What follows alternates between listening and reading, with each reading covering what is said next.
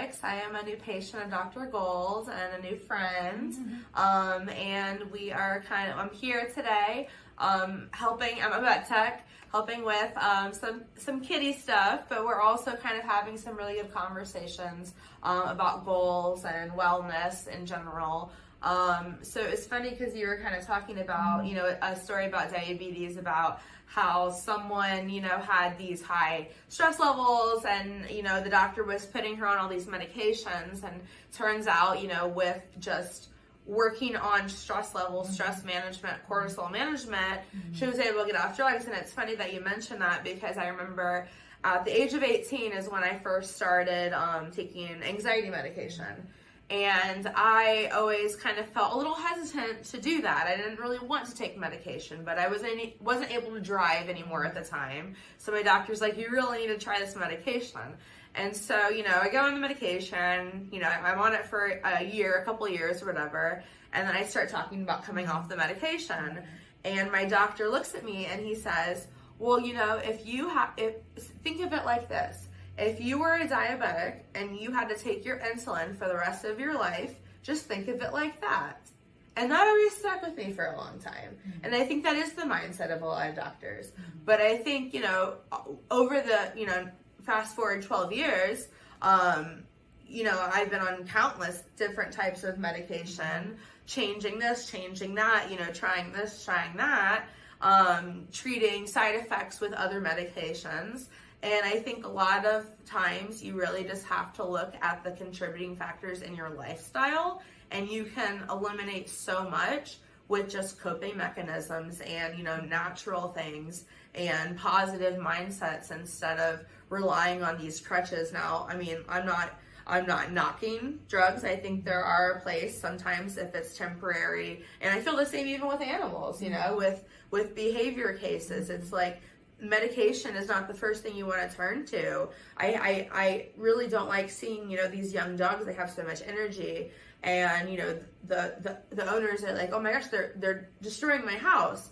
Well, okay, well, we'll put them on medication to calm them down. Well, in reality, that dog needs training, that dog needs mental stimulation, and that dog needs an outlet and things so that they can calm down. And I hate to compare dogs to people, but it's a little bit similar. It's like, why would medication be the first thing you turn to? Why wouldn't you try behavior modification, routine modification, diet modification? You know, there's so many other things that you don't think of that you're not suggested until you kind of try to seek other help. So luckily Dr. Gold's been helping me a lot with that. So I'm excited about the journey. Yeah, I just want to thank you. She has been godsent with my poor kitty. Had a little hematoma, his ear pooled with blood, and it basically, they said, yeah, he needs surgery. And of course, I'm a holistic doc, so I'm like, is there anything natural we could do first? And I was reading, and he didn't need medicine, and thank God for modern medicine. But in addition, she was sharing, there are some natural treatments we can do for him. And also, instead of just drugging him up, we actually used some CBD to help instead of the gabapentin, which really helped the itching, and it also helped the ear heal after. But she was able to take out his sutures today. He did really well. Did great. She trimmed his nails so he doesn't scratch with sharp nails, which he had before. I was like, oh, I don't want him to reinfect the area. And then we cuddled for a while, me and France. We cuddled for a while. He fell asleep on me. Oh, so sweet, so sweet. So, yeah, I'm excited to see his recovery too. Me too. But she's doing remarkable. Just overall, just taking care of the root cause, which is, I'm so proud. And what she was talking about with medicine, it does definitely, modern medicine has a place.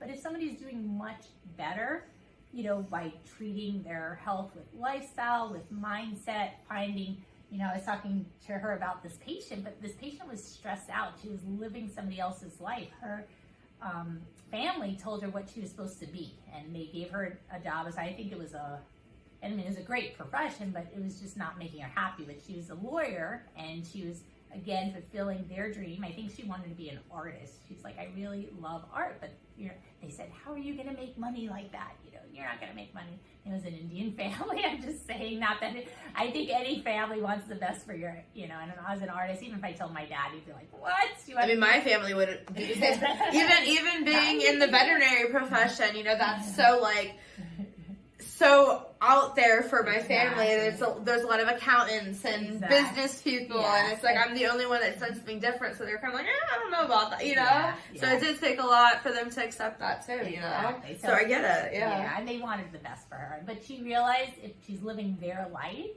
she wasn't happy. Right. And working long hours, not getting to see her family. So long story short, she just spent a lot of time just stressing.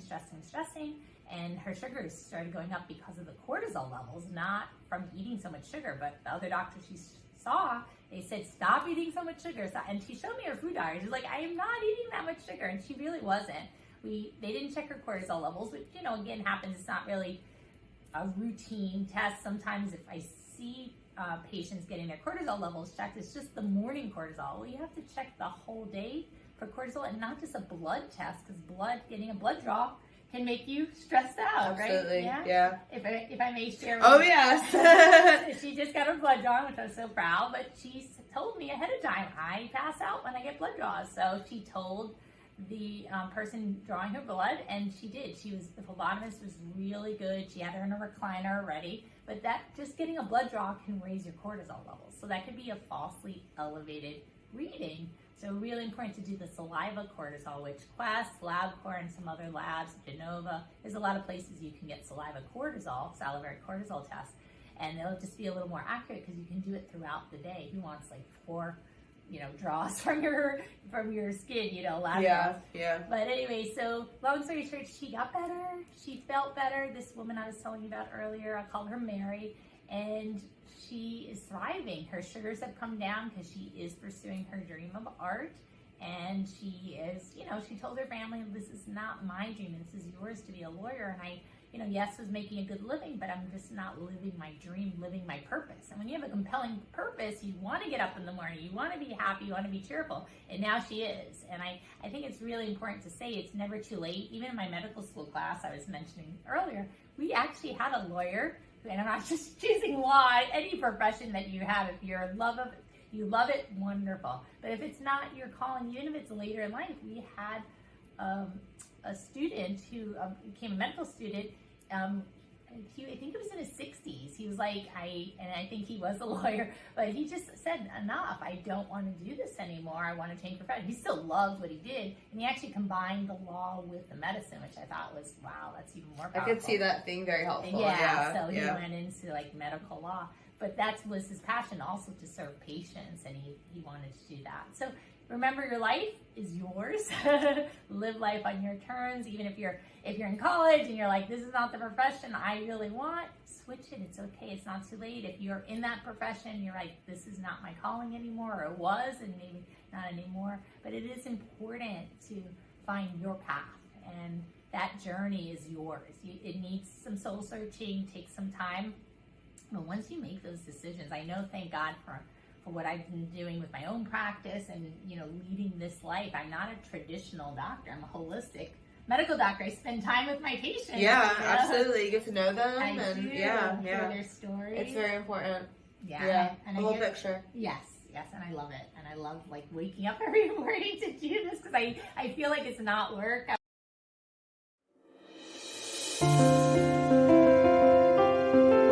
We're back. New background.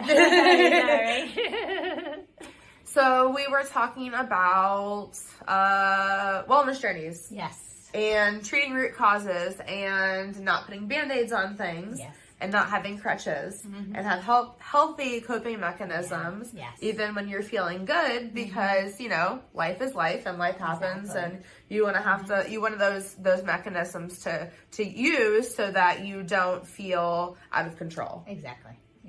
So I guess you want me to talk about me a little bit? Yeah, a little please. bit about me? Yeah.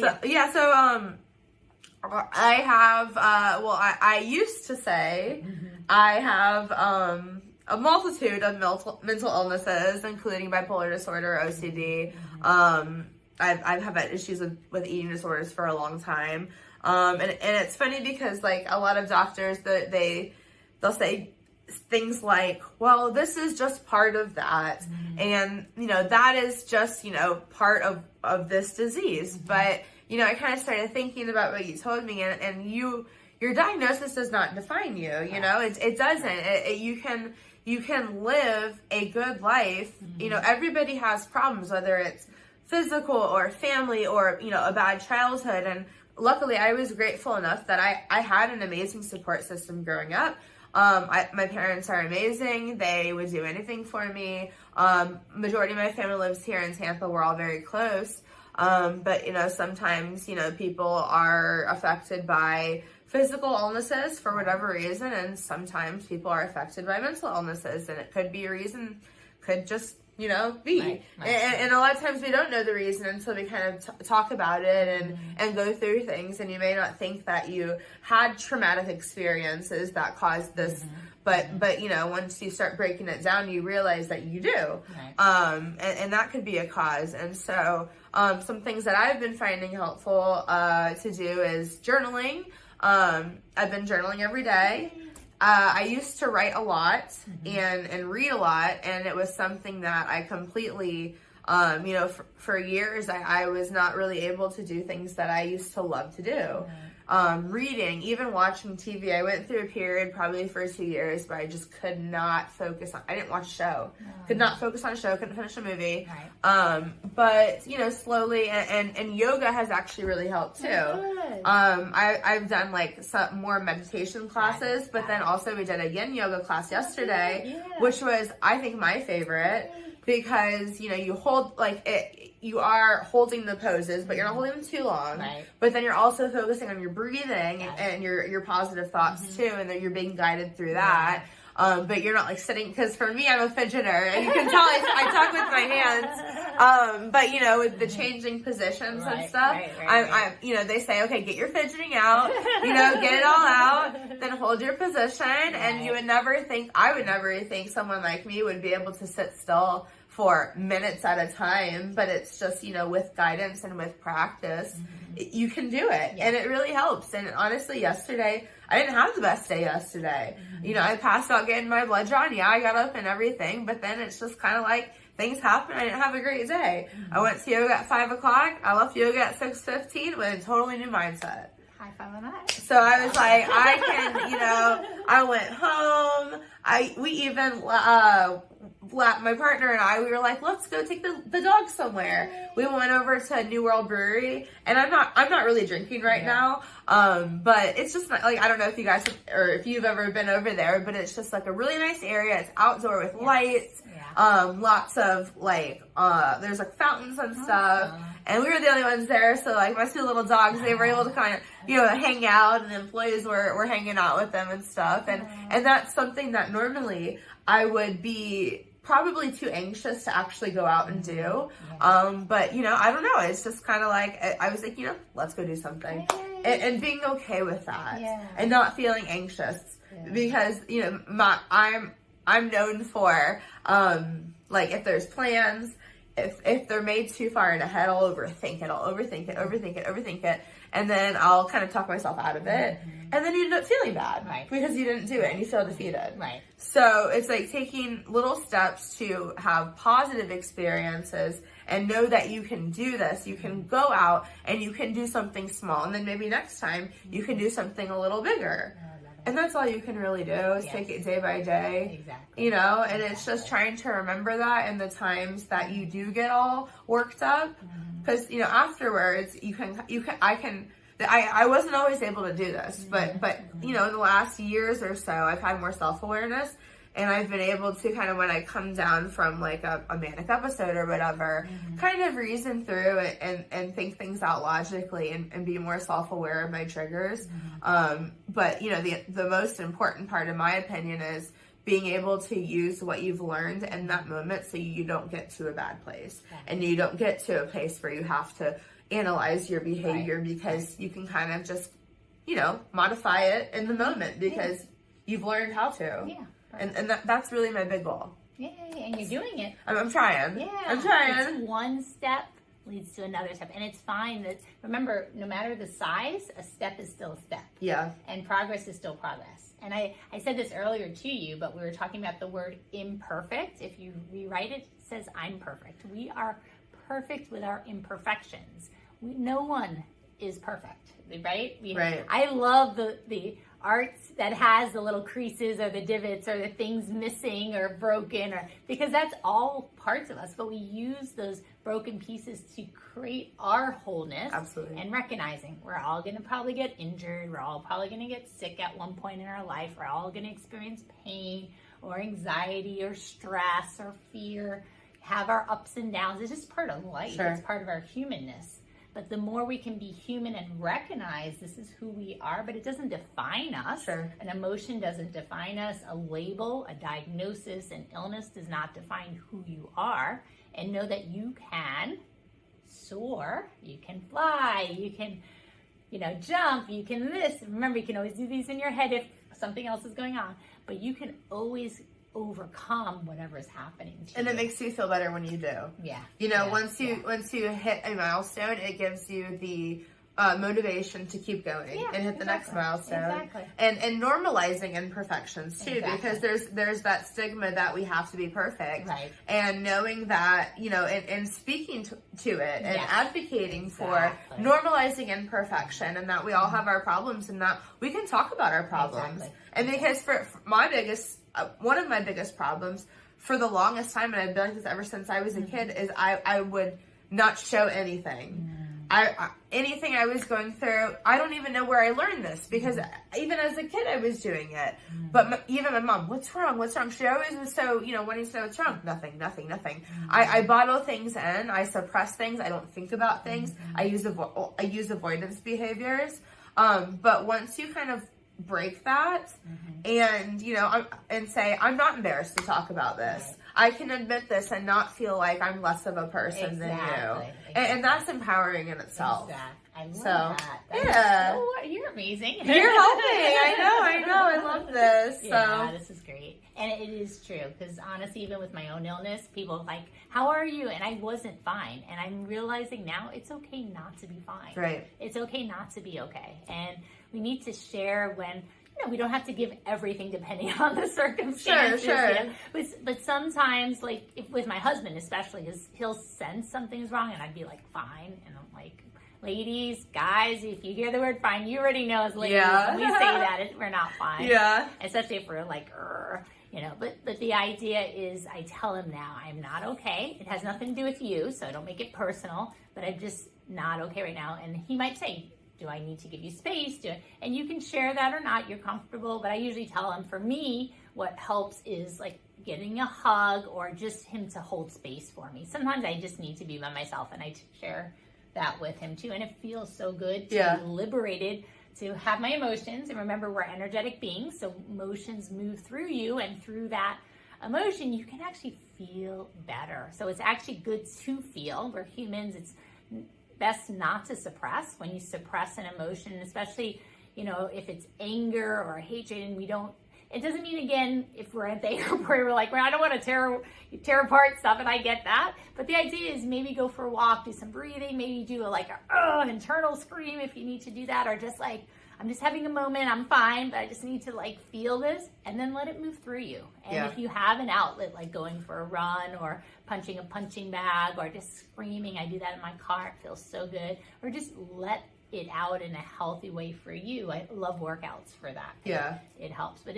empowering yourself to be, absolutely, truthful with your well-being. And that's where the mindfulness comes in. Sure. And paying attention, and you're growing, right? You get the wisdom too. And I think, and one of my big goals too is to not get stuck in the negative mindset. Like I know in one of our sessions we were talking about the permission rose. Yes. And it's okay to feel these things. Yeah. But and you want to allow yourself to feel these things, but you don't want to get stuck in that. And I get stuck in that, and I'll start simmering and overthinking, and then it affects the people I'm around. It affects my partner; they get in bad moods too, And it's just being able to feel what you feel, not limit yourself, but realize that you can move on, and not necessarily move on and don't think about it and don't address the problem. But you can get yourself out of that negative mindset and have a good day. Just because you have a bad morning, it doesn't have to ruin your whole day. Exactly. Just picking yourself up and realizing, I can do this. Like that things happen and we deal with it and we address it and we feel better about it. Yeah. And then we go about our day. Exactly. So let me share what the permission rose is, or do you want to share it, or I'm okay? No, you share Okay, it. Yeah, take it away. So, this is something I actually learned from Jeffrey Allen, which I love. I'm doing his duality class in Mind Valley. But a permission rose is just like a beautiful flower. If you're allergic to roses, you can pick a different flower, sunflower, whatever you like. Hey, yeah, I know what you're doing. But anyway, you give that person this permission rose, and what it does is healthy boundaries, and you also hold on to one as well. So the nice part is you can have this permission rose. It sets your intention, and it also gives you that permission to feel whatever you're feeling. If somebody else's energy is coming in, and say that energy is really high, like they're like elated and you're not at that same, you can let them have their energy and you can still hold on to yours. Or say they're in the opposite, they're not in a great mood, or they're just very negative, or just whatever they're doing, it's not serving you at this moment. So that permission rose gives you the permission to feel good energy around you. I almost equate it to feeling like a bubble around you. So if somebody's coming at you and they're like maybe a caustic, like sometimes you're driving and some people are cursing at you or honking their horn.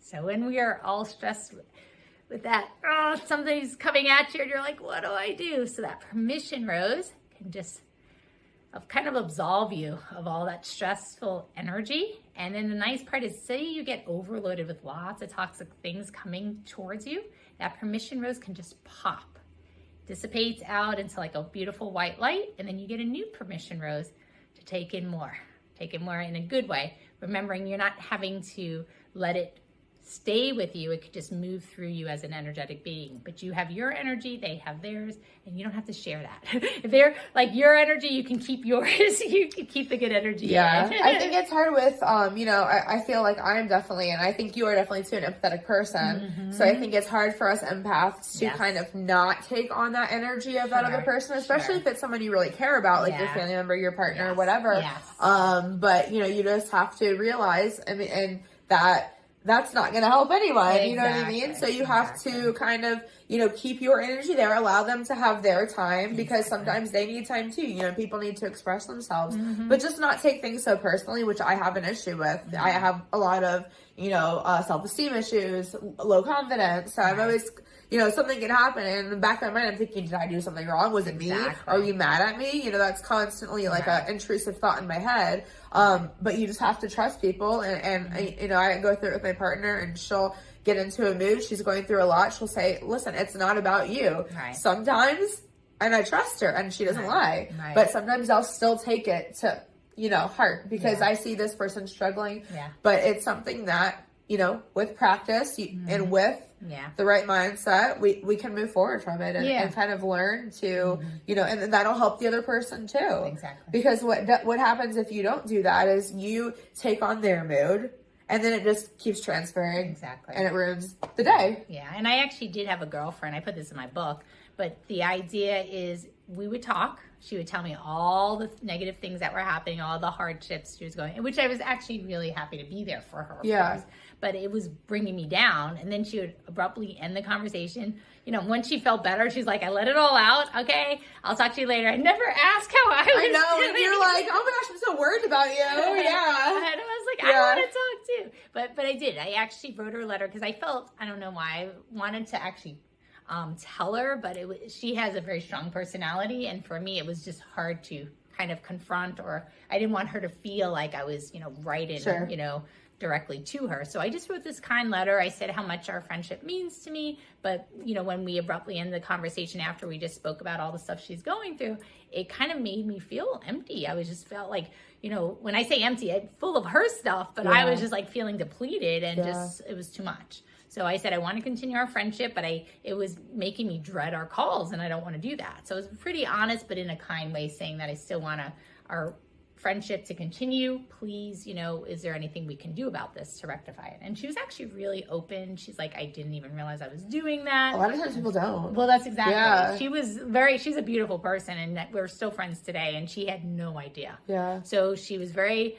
appreciative of that information, And then we, we started talking about us, and also I said, she has children and I love to hear about, her kids, but I also want to hear about her. Yeah. So I was like, tell me what you're up to, what you're doing, what's going on in your life, and good or bad, just whatever's happening. I want to hear about you. And she did. So she started opening up with that. Yeah. And our conversation just got deeper. And I think that's really important.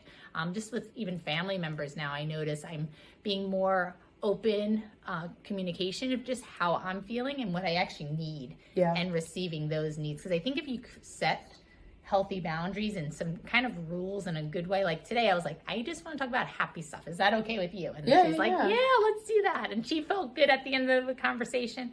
I felt good at the end of the conversation, and we just uplifted one another. Yeah, it's about balance. Yeah, exactly. It's not saying we can never talk about the bad things, because you have to talk about them and address them. They come up. But it's about balance and not getting stuck in that negativity, and realizing there's more positive things than negative things if you look at it that way. And I have been using my permission rose, so when things do pop up and I'm just like, that energy can be depleting, but that's that person's energy. I am choosing to keep my own, and sometimes that rose does pop. I just create a new one, but it feels so good to have that good energy and that permission to have control of your own emotions. Exactly. Yes. Exactly. Yep. Well, I just want to thank you so much for Of course, sharing of this. course. You've been amazing. It's therapeutic for me to talk about everything, Yeah. so Yeah. I appreciate you too. And I was going to ask for a heart-to-heart hug. So Of course. hearts on the left, so if we can do this way. Oh, it means so much. It means so much. Thank you, thank you, thank you. This has been a lot of inspiration Absolutely. and uplifting.